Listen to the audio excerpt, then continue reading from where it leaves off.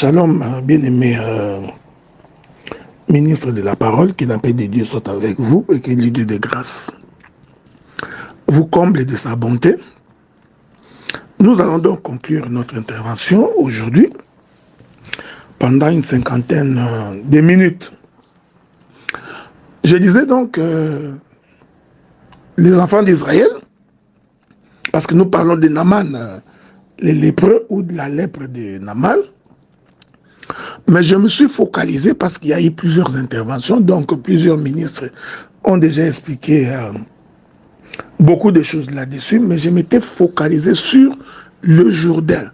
Le pourquoi Naaman devrait plonger dans le Jourdain 7 fois. Okay? C'est là que je suis en train de me focaliser. Mais remarquez, avant que les enfants d'Israël n'arrivent au Jourdain, Israël faisait d'abord la marche. Et il a fait cette marche-là dans le désert. Et quand il fait cette marche-là dans le désert, c'était justement pour confirmer que cette marche-là est une dispensation de la loi. Pourquoi elle est une dispensation de la loi? Tout simplement parce que Israël faisait la marche tout en cachant l'arche de l'alliance. Quand Israël campait, il campait en 4 bras, au nord, au sud, à l'est comme à l'ouest. Et la Bible dit que l'arche de l'alliance qui était portée par le sacrificateur, cette arche était au milieu du jardin, au milieu du camp. Donc, le fait que l'arche est au milieu du camp, cela veut dire que l'arche était cachée. L'arche n'était pas visible. Donc, le corps ou les camps des enfants d'Israël constituaient donc les corps de l'arche. Voyez-vous? Et ces corps-là étaient composés de 4 camps, en raison de 3 tribus pour chaque camp. Nous avions à l'est 3 tribus, nous avions à l'ouest 3 tribus, ça c'est Nombre chapitre 10 je crois, ouais. Et nous avons au nord 3 tribus et au sud 3 tribus. Ce qui faisait que nous avions 4 bras pour 3 tribus de chaque. Vous comprenez que nous sommes là dans une présentation de Juda et de Lévi. Parce que les campements d'Israël, c'est Juda et Lévi. Le 4 camps représentent Juda, les 3 tribus dans chaque camp représentent Lévi. Donc l'autre représente Juda et les 3 représentent Lévi. Je puis dire, dans un autre langage, ces campements-là représentaient aussi Melchisedec. Souvenez-vous que les livres des Hébreux, chapitre 7, atteste que Melchisedec était sacrificateur du Dieu très haut. Donc ça, c'est la tribu de Lévi, parce que ce sont les Lévites, les sacrificateurs qui étaient de la tribu de Lévi. Et il était aussi roi de Salem. Or, être roi de Salem, c'est la tribu de Juda. Okay? Donc, Melchisedec était à la fois roi et sacrificateur. C'est ça même les campements d'Israël. C'est-à-dire en 4 bras, dont chaque bras était composé de 3 tribus. Et la Bible dit, l'arche de l'alliance était donc au milieu. Cette présence de l'arche au milieu, cela veut tout simplement dire que l'arche s'est cachée. L'arche n'était pas dévoilée. L'arche n'était pas vue. Nous expliquons cela comme étant le temps de la loi, des psaumes et des prophètes. Si nous voudrions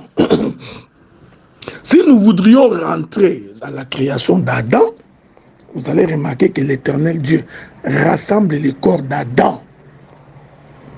Quand il a rassemblé la poussière de la terre, ce rassemblement-là, c'est tout un campement.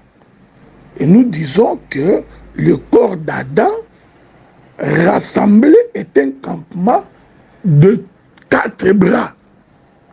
Ok? Des 4 branches. Mais lorsque Dieu rassemble la poussière d'Adam, qui est en fait les camps d'Israël, il a fallu que Dieu vienne souffler à l'intérieur de ce corps. Ce souffle-là, à l'intérieur du corps d'Adam, c'est ce que nous appelons l'arche de l'alliance portée par les Lévites. Vous voyez? Voilà pourquoi vous allez comprendre, c'est très important de comprendre cela. Voilà pourquoi vous allez comprendre que Dieu va répéter la même chose dans les campements d'Israël. Maintenant, chaque fois qu'Israël s'est déplacé, il s'est déplacé donc tout en gardant l'arche de l'alliance au milieu du camp. C'est-à-dire, l'arche n'était pas visible, l'arche était cachée. Lorsqu'ils arrivent devant le Jourdain, ceci est très important pour comprendre le pourquoi de Naaman, les lépreux qui vient au Jourdain. Lorsqu'ils arrivent devant le Jourdain, l'Éternel va ordonner à Josué, ok, de demander à ce que le camp puisse donner une ouverture afin de permettre aux sacrificateurs qui jadis étaient au milieu du camp de pouvoir passer devant. Donc pour que les sacrificateurs qui portaient l'arche passent devant, il fallait donc que les campements puissent s'ouvrir. Il fallait donc que les corps, voyez-vous, il fallait donc que les corps d'Israël, subdivisés en 4 bras, soient déchirés, afin que ce qui était caché, c'est-à-dire l'arche, que l'arche puisse passer devant, lequel arche est porté par le sacrificateur. Et lorsque le corps s'ouvre, le sacrificateur qui porte l'arche passe devant. Je voudrais dire quelque chose de très important ici. Cet acte-là, c'est aussi l'image de l'enlèvement. Hein? Ce geste-là de l'arche qui était au milieu, qui sort du milieu pour passer devant. Et quand il passe devant, il laisse les corps derrière. Vous voyez? Donc toutes les tribus vont rester. L'arche qui était au milieu, portée par les Lévites, l'arche va donc passer devant. Ce passage-là, c'est aussi l'image de l'enlèvement. Est-ce que vous comprenez? C'est-à-dire que les corps restent, l'esprit sort. Ok? Je peux le dire de cette manière-là.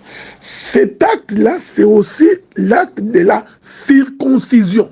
Souvenez-vous de ce que je vous avais dit hier, que la purification de Naaman, les lépreux, est une circoncision. Je vous l'avais dit hier, ok?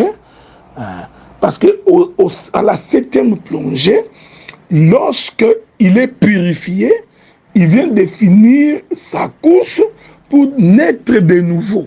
Or, la nouvelle naissance est une circoncision. Donc, cette tache-là, qui jadis était cachée au milieu du camp, ok, représente l'esprit dans un corps. Maintenant, arrivé devant le Jourdain, il faut qu'il y ait circoncision. La circoncision, selon que le dit le livre de Galates, c'est le dépouillement de la chair. Je comprends que le corps d'Israël, c'est ça la chair, et que cette chair doit être dépouillée pour que ce qui était à l'intérieur puisse sortir. Voilà pourquoi cette sortie de l'arche portée par le sacrificateur, c'est l'enlèvement. C'est l'esprit qui se sépare du corps. C'est alors que, je vais répéter ça de plusieurs manières, hein, c'est alors que les sacrificateurs mettront les pieds dans l'eau et les os se déchirent. Ok? Suivez-moi bien. Parce que Dieu, c'est un répétiteur. Il répète la même chose de plusieurs manières, mais nous ne tirons pas attention.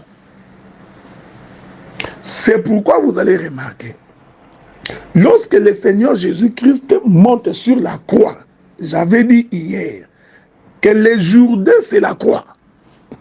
Je ne l'avais pas dit gratuitement, je l'avais dit à dessein. Lorsque le Seigneur Jésus-Christ monte sur la croix, c'est-à-dire, c'était Jésus qui portait tout le péché de l'humanité, ce corps-là portait le péché, mais à l'intérieur de ce corps, l'Esprit de Dieu s'y trouvait. On est d'accord? Je vous reviens. Que la paix de Dieu soit avec vous. Donc, je répète de plusieurs manières la même chose hein, pour que le Saint-Esprit nous aide à comprendre cela. Je suis dans un auditoire rempli de ministres et pas des moindres, donc les meilleurs d'entre nous. Voilà pourquoi je puis parler comme ça, parce que je sais qu'avec le Saint-Esprit, nous sondons les profondeurs de Dieu. Remarquez, cette marche d'Israël du désert jusque devant le Jourdain, c'est la marche de Jésus-Christ. Qui naît par Marie, cette naissance de Jésus par Marie, c'est ça Israël qui traverse la mer Rouge. On est d'accord, n'est-ce pas? Maintenant, quand Israël traverse la mer Rouge, Israël fait la marche jusqu'au Jourdain. Jésus, après sa naissance, va donc commencer sa marche dans le désert. Le désert, comme vous le savez, c'est le monde.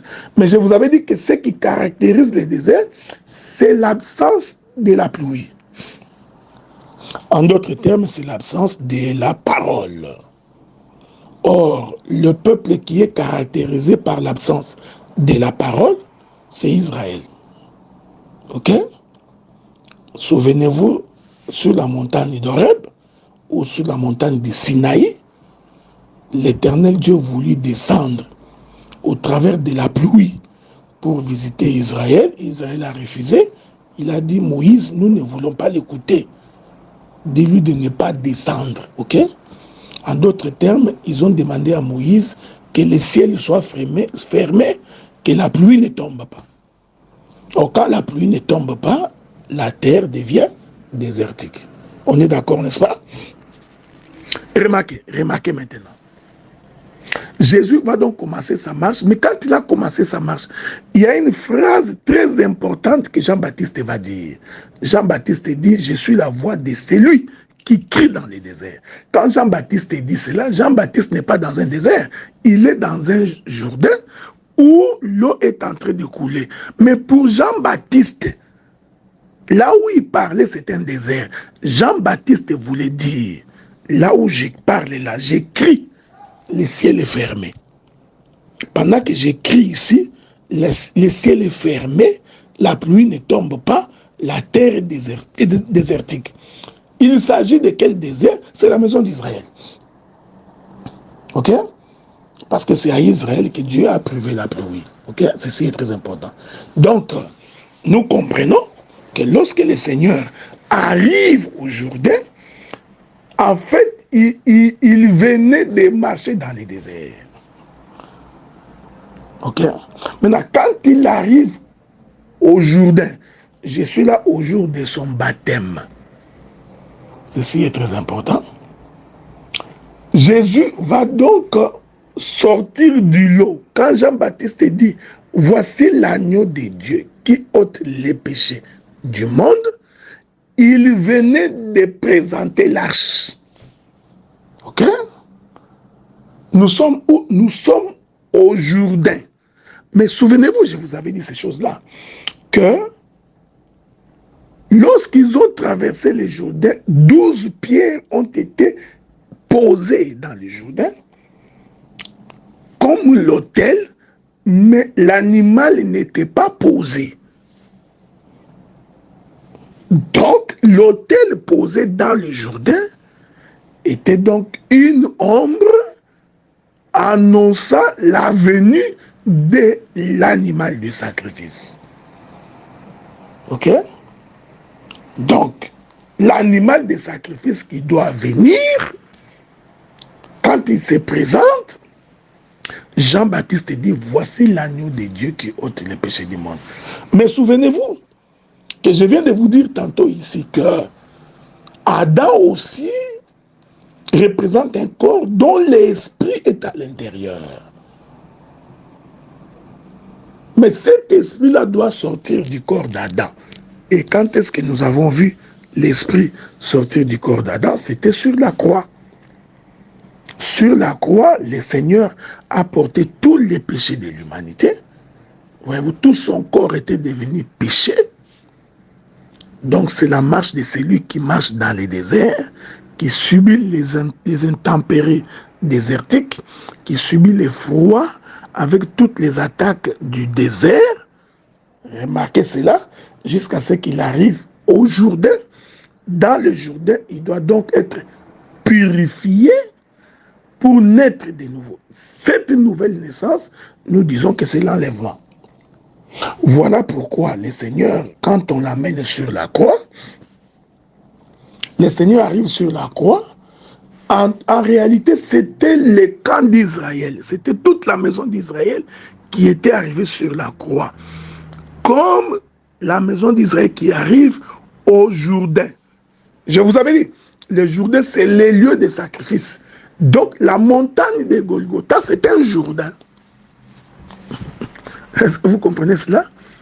Voilà pourquoi nous disons que la montagne de Golgotha est un Jourdain, parce que c'est le lieu de sacrifice. Quand Jésus monte sur la croix, il a fallu que de la même manière que l'arche de l'alliance qui était au milieu devrait sortir du camp ou du corps, il a fallu également que la même chose s'accomplisse sur la croix. C'est alors que Jésus criera, « Père, Père, entre tes mains, je remets mon esprit. » Il voulait dire quoi?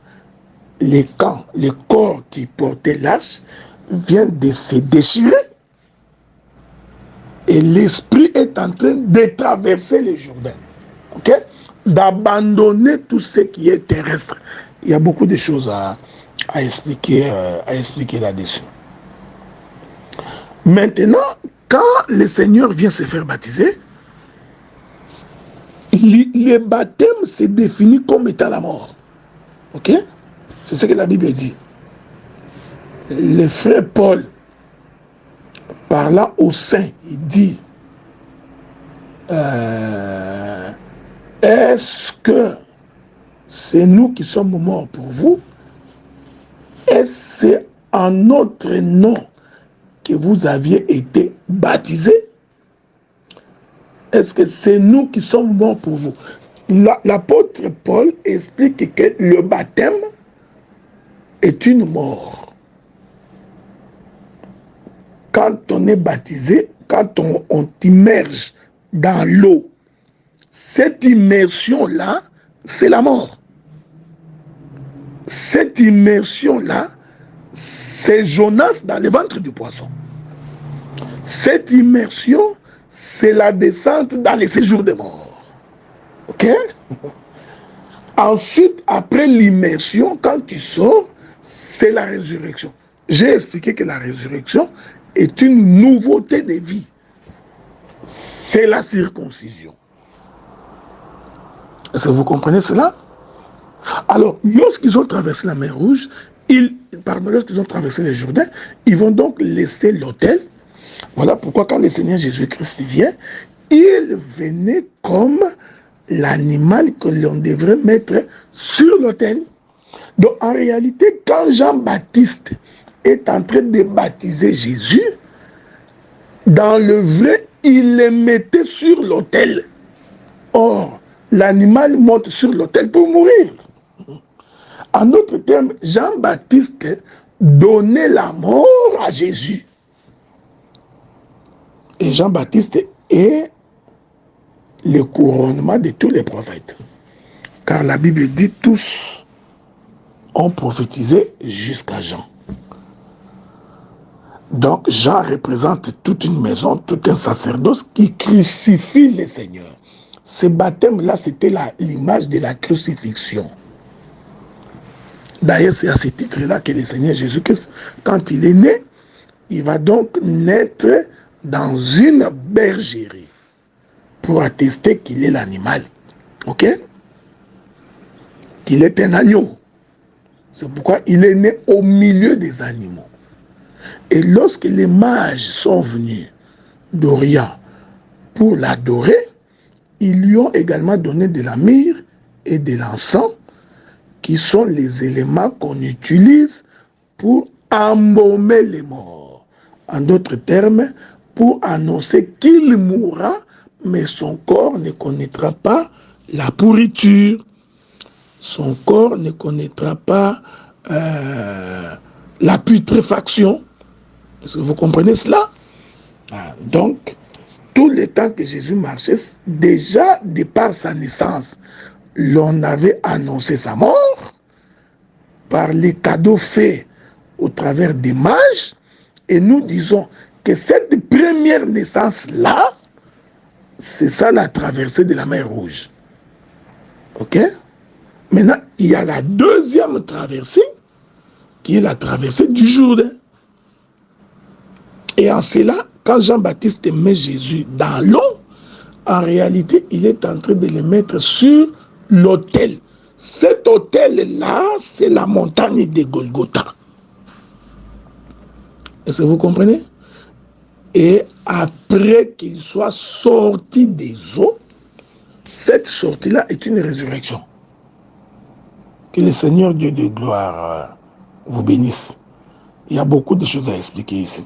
Maintenant, je voudrais ajouter 2 éléments pour dire que nous définissons le Jourdain comme étant les reins. Ok? Donc, le Jourdain était en airain. Que la paix de Dieu soit avec vous. Que le Seigneur vous bénisse. Donc, le Jourdain était en airain. Le Jourdain était en airain parce que le Jourdain symbolisait les lieux de la mort. C'est pourquoi vous allez remarquer, nous allons essayer d'aller plus vite, c'est pourquoi vous allez remarquer que lorsque vous observez le tabernacle, même le temple que Salomon avait construit, vous allez remarquer que le tabernacle était composé de 3 parties. Nous avions le lieu très saint, le lieu saint et le parvis. Le parvis, c'était la partie extérieure du temple. Le parvis, c'est la partie terrestre du temple. Le parvis, c'est les lieux de sacrifice. Lorsque les gens péchaient, lorsqu'ils avaient des difficultés, ils venaient donc au parvis pour sacrifier leurs animaux afin que les dieux du ciel les agréent. On est d'accord? Donc, le temple étant subdivisé en 3 parties, le parvis étant la partie extérieure du temple, qui est la partie en contact avec le sol, qui est les lieux de sacrifice. J'identifie ce parvis-là comme étant le Jourdain. Ok? Comme étant le Jourdain. Mais vous allez constater que les éléments constitutifs du jardin étaient à 90% faits en airain. Pourquoi? Parce que l'airain, c'est le métal du jugement. C'est le métal qui supporte la colère. C'est comme ça que Dieu avait dit aux enfants d'Israël dans le livre de Deutéronome, je crois le chapitre 29, Dieu dit aux enfants d'Israël, quand vous pécherez contre moi, lorsque vous transgresserez mes lois, je rendrai votre ciel comme de l'airain. Quand le Seigneur dit que je rendrai votre ciel comme de l'airain, Dieu voulait dire, je fermerai le ciel, il n'y aura pas de pluie. Donc, les jugements de Dieu se supportent par les reins. C'est sur les reins que l'Éternel Dieu est capable de supporter la malédiction du peuple. Voilà pourquoi vous trouverez l'autel de l'Holocauste en airain, vous trouverez la cuve en airain, les bases du parvis en airain. La plupart des ustensiles du parvis étaient en airain. Or, le parvis, c'est les lieux de sacrifice. Je répète ça, c'est les lieux de sacrifice. C'est là où les animaux mouraient, étaient égorgés. Donc, le parvis, c'est ça même Golgotha. On est d'accord, hein? J'ai dit ça pour que vous compreniez que lorsque Naaman vient plonger dans le Jourdain, en réalité, Naaman venait au lieu des sacrifices. En d'autres termes, Naaman, c'était l'animal qu'on égorgeait au parvis. C'est-à-dire, c'était l'animal qu'on égorgeait là où se trouvent les reins. Donc, le Jourdain était en airain. C'est tout un hôtel en airain. Le Jourdain est un parvis. Ok? Remarquez, c'est très important que vous compreniez ces choses parce que c'est ça la profondeur de ce que nous avons tiré dans cette notion de Naaman. Déjà, dans le Jourdain, on avait mis l'autel, qui est l'autel du sacrifice. Et nous disons que cet autel de sacrifice est en airain. Pourquoi? Parce que l'airain est le métal le plus dur à fondre et facile de supporter le péché, de supporter les jugements de Dieu. Remarquez, c'est pourquoi lorsque ce jour-là, dans le livre des Nombres, Israël murmura contre le Seigneur, Dieu leur envoya le serpent brûlant. Lorsque les serpents brûlants s'émirent à mordre les Israélites, ces derniers implorèrent à Moïse de demander à Dieu de ôter ces serpents. Dieu dit à Moïse, fais-toi un serpent d'airain. On est d'accord? Tu le mettras sur une perche, vous voyez, qui est l'image de la croix, et tu les suspendras. Quiconque sera mordu par les serpents, s'il regarde au serpent d'airain, il sera sauvé. Le prophète Jean vient confirmer, il dit, de la même manière que Moïse éleva le serpent d'airain dans le désert, de la même manière le Fils de l'homme doit être élevé, afin que quiconque regarderait vers lui serait sauvé. Or, le serpent d'airain qu'on a élevé dans le désert était l'image de Jésus-Christ monté sur la croix.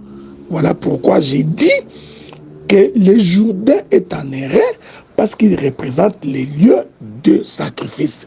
Il représente l'autel de sacrifice et cet autel, selon la Bible, se trouve au parvis. On est d'accord, non? Maintenant, quand le peuple est mordu, le peuple n'a qu'à jeter les regards sur le serpent d'airain, c'est-à-dire à regarder sur la croix, c'est-à-dire à avoir confiance en l'œuvre de la croix. Automatiquement, quand tu as les regards sur la croix, le venin du serpent est extrait de ton corps. Je confirme donc, Naaman venant dans le Jourdain, en fait, il venait au parvis. Il venait là où se trouve l'autel de sacrifice, là où se trouvent les reins. Ok? Voilà pourquoi le Seigneur va donc demander que Moïse puisse élever un serpent d'airain qui est l'image de la montagne de Golgotha, qui est l'image du lieu de sacrifice. De telle sorte que quiconque regarderait à ce serpent-là conservera la vie. Ok? Remarquez maintenant. Donc, quand le serpent, non, pardon, quand Naaman est en train de venir là, pour se jeter dans le Jourdain. Faites attention. Parce que ces plongeons-là, Naaman venait de mourir. Il était donc l'animal sacrifié. Naaman était donc l'image de notre Seigneur Jésus-Christ, qui, de par sa lèpre, est la réponse du fait que le Seigneur a porté tous nos péchés et toutes nos malédictions. Selon les livres d'Ésaïe 35, c'est de nos malédictions qu'il s'en est chargé, c'est de nos souffrances qu'il a portées. Nous l'avions dédaigné comme quelqu'un étant puni de Dieu. Cependant, le châtiment qui nous donne la paix est tombé sur lui. Voilà. Hein? Toute la malédiction est tombée. La Bible dit au point où Jésus est devenu péché. C'est ça les reins. Ce terrain a la capacité de pouvoir résister au jugement de Dieu. Les reins représentent les jugements de Dieu. Voyez-vous?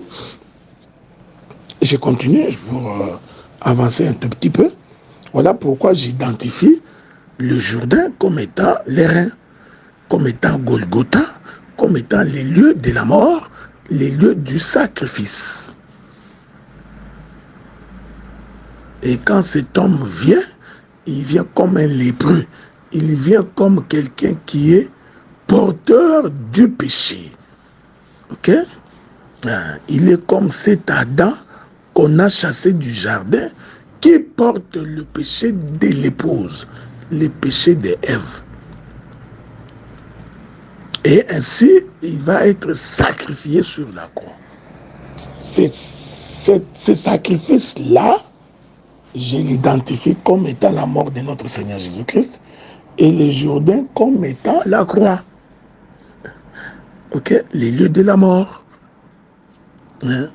Parce que c'est en Christ Jésus sur la croix que nous mourons pour finalement être ressuscités.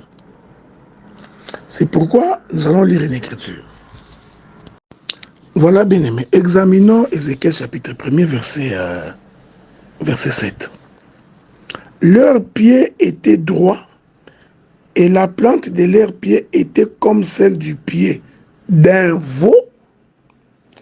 Ils étincelaient comme des lérins polis. Ok? Je voudrais tirer un élément très important. Les pieds, le plante des pieds, comme les pieds d'un veau, c'est-à-dire d'un animal de sacrifice, hein, parce que vous savez que le veau est un animal de sacrifice. Ok? Les veaux, c'est les serviteurs. Or, le serviteur est venu pour mourir. Hein? Le Seigneur Jésus-Christ, lui qui était Dieu, s'est fait homme. Il s'est fait serviteur. Pas pour autre raison, si ce n'est que de mourir. Ok? De monter sur la montagne de Golgotha. En d'autres termes, d'accepter d'être sur l'autel des sacrifices, c'est-à-dire les reins, qu'il accepte les jugements de Dieu. Okay? C'est pourquoi il cria dans les jardins de Gethsemane, Père, s'il était possible que tu ôtes cette coupe de moi. Il parlait donc de sa mort, mais toutefois que ta volonté soit faite. Et finalement, la volonté de Dieu était que Jésus devait monter sur la croix, sur l'autel des sacrifices. Il devrait être sacrifié parce qu'il est l'animal des sacrifices. Sur l'autel, cet autel-là, c'est un rein.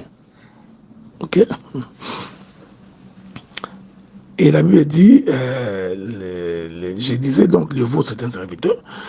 Ils étincelaient, ok? Les pieds étincelaient comme des lérins polis. Ok? Lorsque nous parlons du pied ou des pieds, nous sommes en train de parler du Jourdain. Parce que je vous avais dit que le Jourdain, c'est le parvis.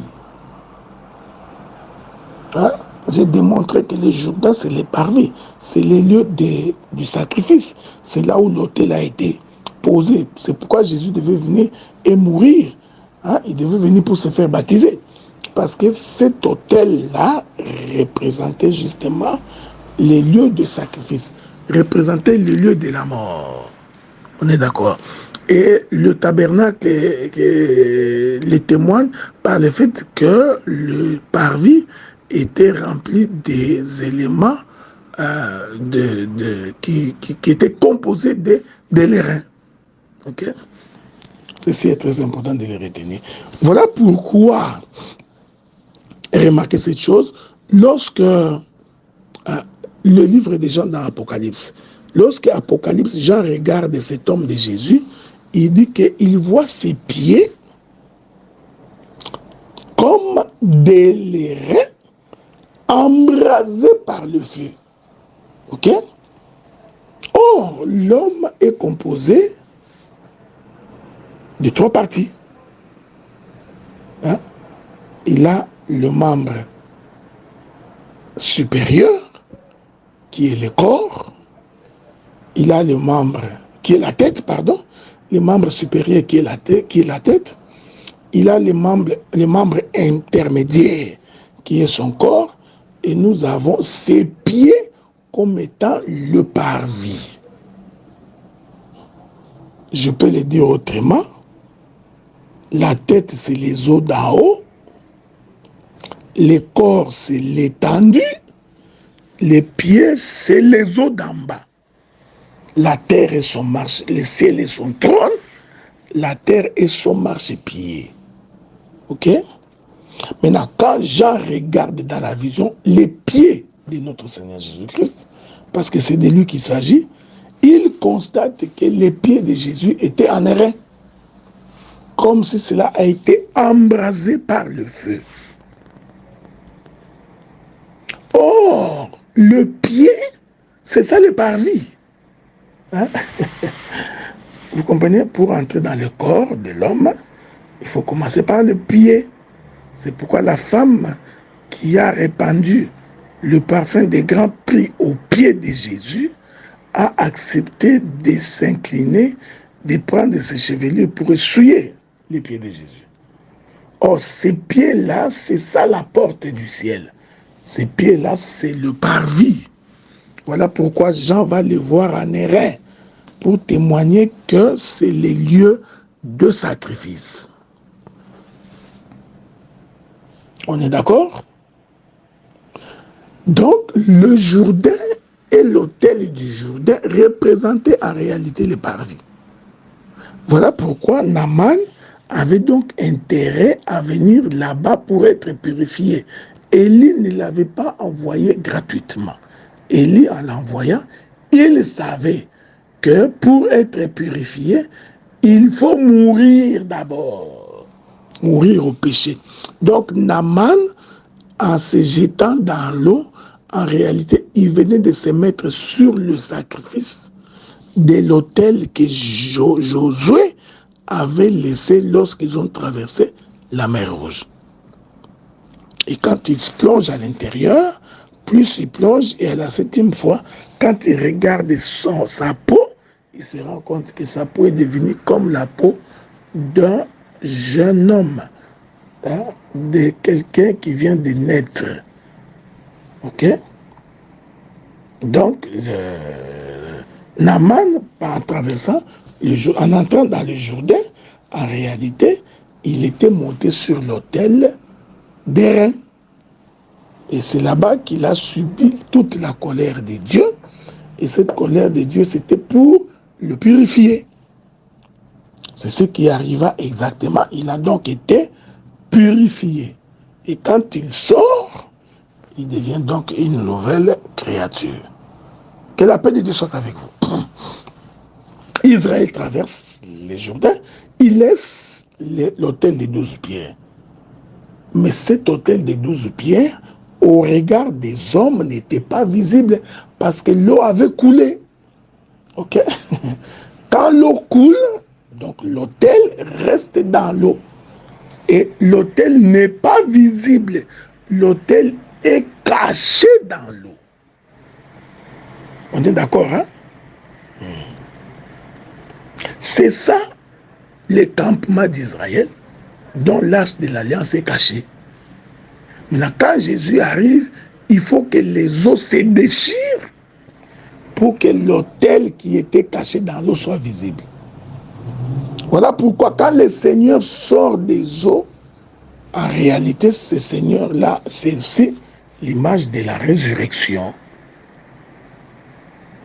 c'est l'image de la nouvelle naissance. Voilà pourquoi nous ne cessons de vous prier en vous demandant que vous devrez naître de nouveau pour hériter le royaume des cieux.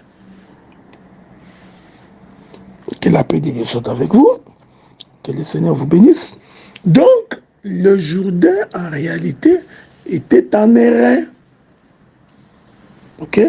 Le Jourdain, c'est les pieds de l'homme, hein, parce que les pieds de l'homme constituent le parvis, hein, au travers duquel tu dois entrer dans la maison. Une fois que tu rentres dans la maison, tu vas traverser le lieu saint pour te retrouver dans le lieu très saint.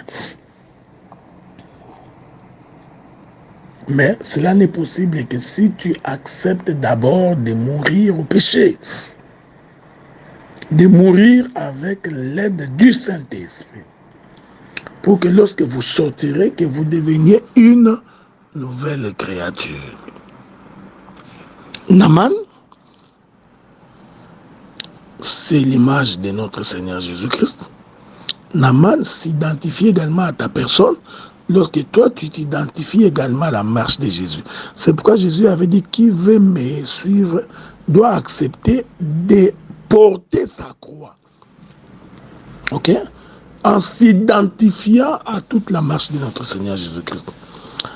Voilà, bien-aimé ministre de la parole. Donc, telle a été mon intervention de ce soir sur Naaman le lépreux, qui a été plongé 7 fois dans l'eau, et qu'à la 7e fois, il a vu son corps être changé. Que la paix de Dieu soit avec vous et que Dieu vous bénisse. Merci.